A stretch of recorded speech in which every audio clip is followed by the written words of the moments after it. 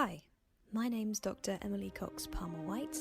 I'm an academic in English literature, and today I'd like to talk to you about Frankenstein.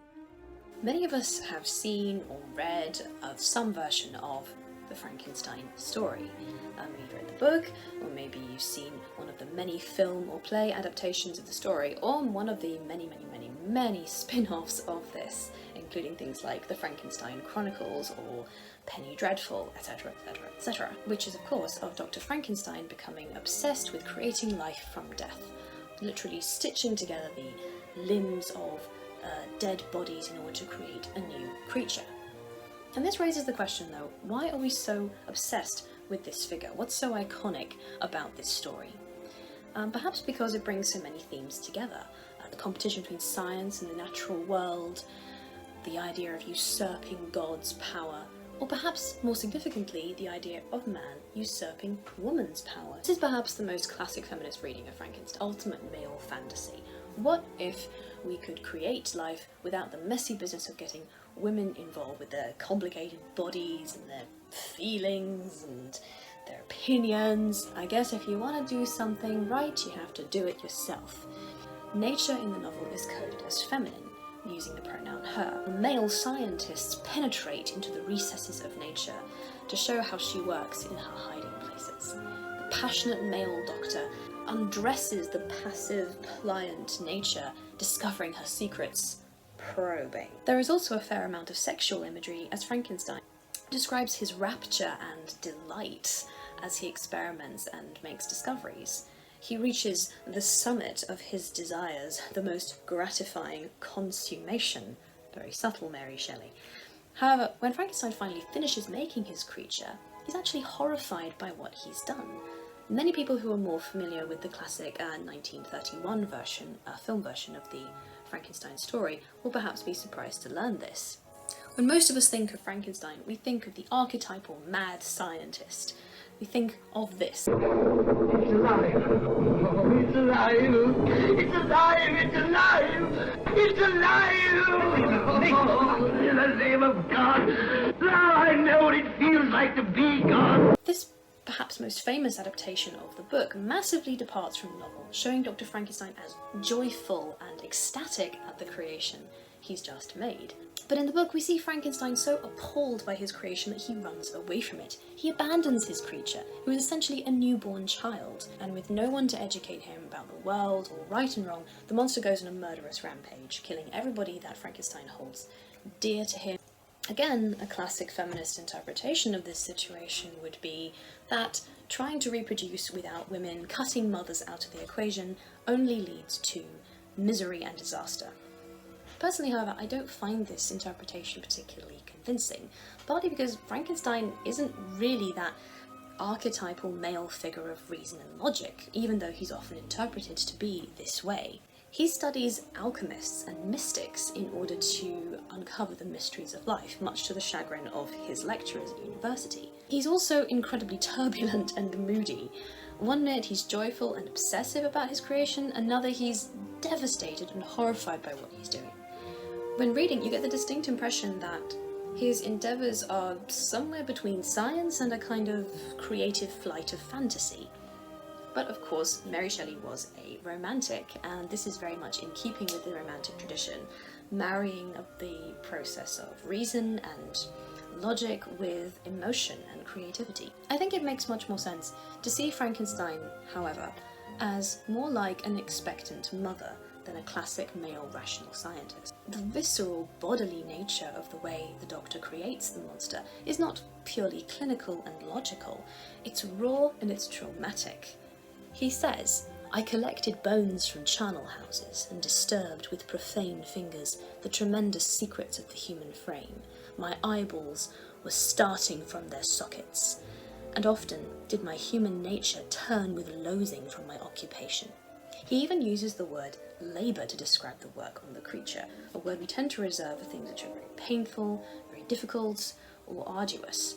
For example, things like cleaning toilets and giving birth. He also becomes totally consumed by his creation.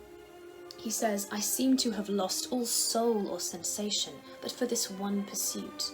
Like an expectant mother, he becomes so obsessed with what he's doing that he starts to lose his sense of self. Both Frankenstein and his creature embody maternal desires and fears. Maternal anxieties surrounding the abstract notion of creating a sentient life, as well as the visceral and even deadly ramifications of giving birth, particularly at the time that Mary Shelley was writing. The Doctor assembles his new life form in a laboratory, sinew by sinew, combining the body parts of various other bodies. In a similar way, in the womb, a new life is made in and from the mother's own body. The monster is created by combining many different parts to create the whole. When a woman carries a child, mother and fetus similarly share cells, fluids, organs. The physical and mental trauma of childbirth can be just as horrific and traumatic as Dr. Frankenstein's own tortured labours in the laboratory. Frankenstein's monster is the spectre of maternal trepidation, the monstrous aspect of the human child. This fits very well with the context of how the book was written. Mary Shelley was the daughter of Mary Wollstonecraft.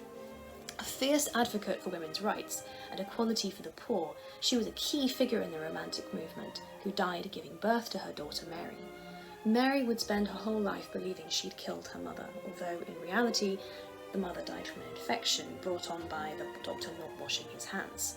This, as well as other experiences of Mary, do show her preoccupation with birth and death that may have influenced the novel.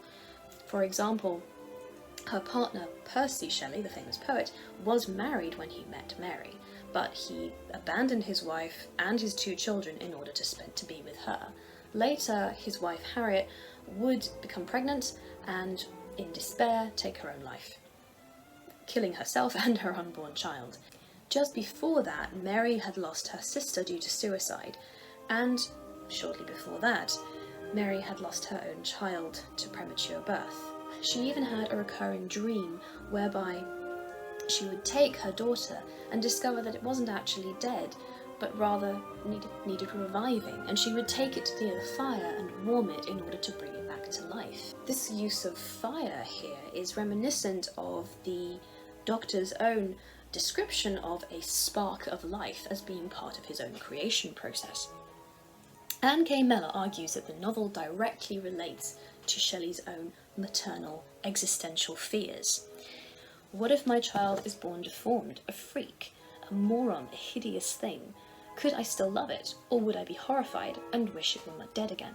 What will happen if I can't love my child? Am I capable of raising a healthy, normal child? Will my child die, as my first baby did? Could I wish my own child to die, to destroy itself? Could I kill it? Could it kill me? Because of how negligent and unfeeling Frankenstein is when he finally views his final creation, it's become almost cliché to ask, who's the real monster here? The creature that Frankenstein creates, or is it just good old-fashioned bad parenting? The central theme of the novel is arguably, very arguably, that it is not God or the devil that creates monsters, it is rather the cruelty of men. But maybe we're being a little bit hard on Frankenstein here. I mean, yes, perhaps we could argue that he should have realised that the creature that he creates would be his responsibility after he created it. But then, how many times have we made this similar assumption about women? We often assume that women, for example, have some kind of innate understanding of not only how to have a child physically, but also how to look after it once it's born.